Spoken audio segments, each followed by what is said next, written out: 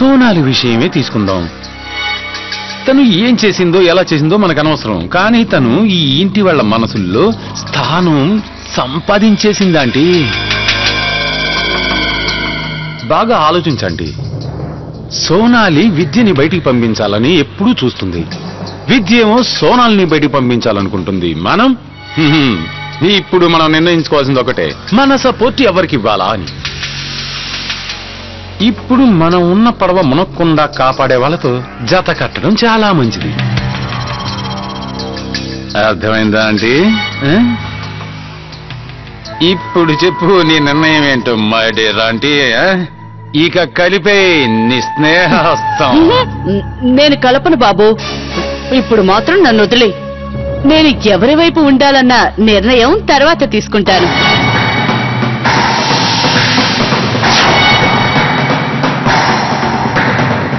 నీ మీద మాత్రం నాకు నమ్మకం లేదు.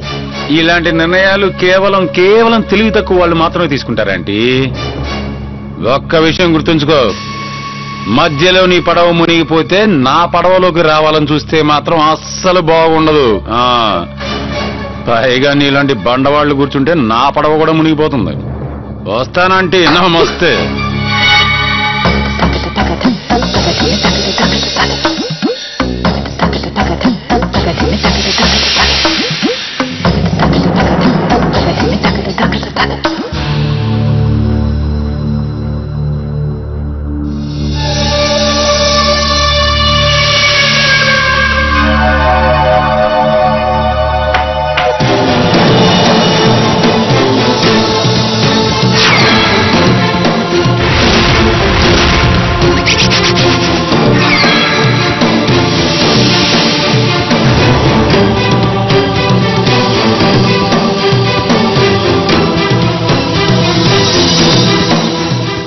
నేను ఈ ఇంట్లో వాళ్ళందరూ బాగుండాలని పూజ చేశాను, నీ గురించి కూడా ప్రార్థించాను. కానీ నువ్వు నన్ను నవ్వుల పాలు చేయాలని చూసావు. ఏంటి విద్య, ఎందుకిలా మారిపోయావు?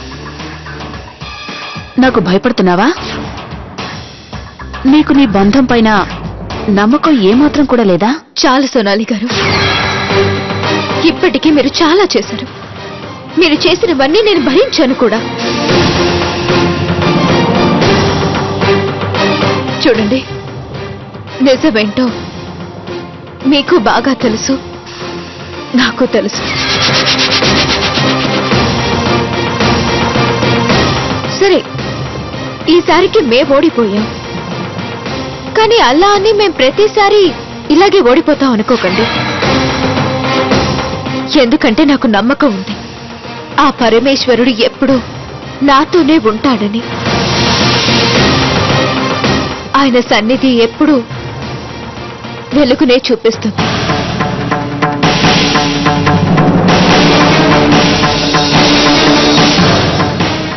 నిజమా? నీకో విషయం తెలుసా విద్య?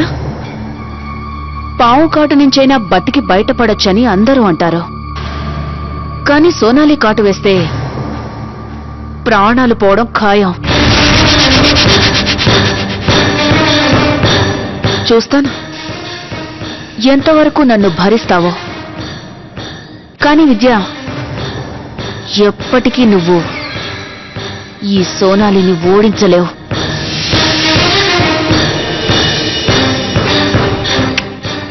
ఎప్పటికీ.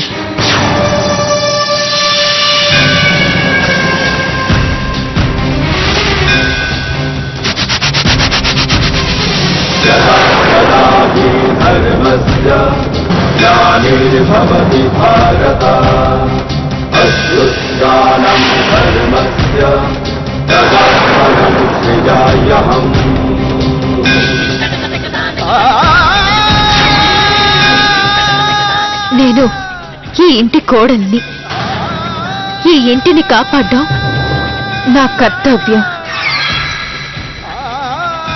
నాకు మాత్రం ఒక విషయం స్పష్టంగా తెలుసు, నేను కొలిచే ఆ దేవుడు నాకు ఎప్పుడూ అన్యాయం చెయ్యడు. ఇంకా మీరేం చేస్తారో చేసుకోండి, నేను నా ధర్మాన్ని నిర్వర్తిస్తాను.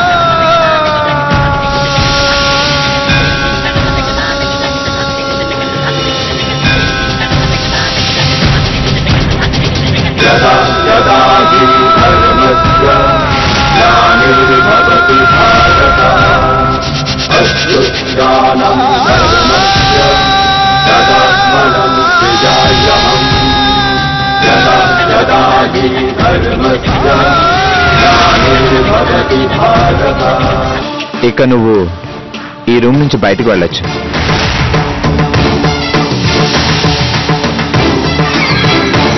రూమ్ నుంచి బయటకి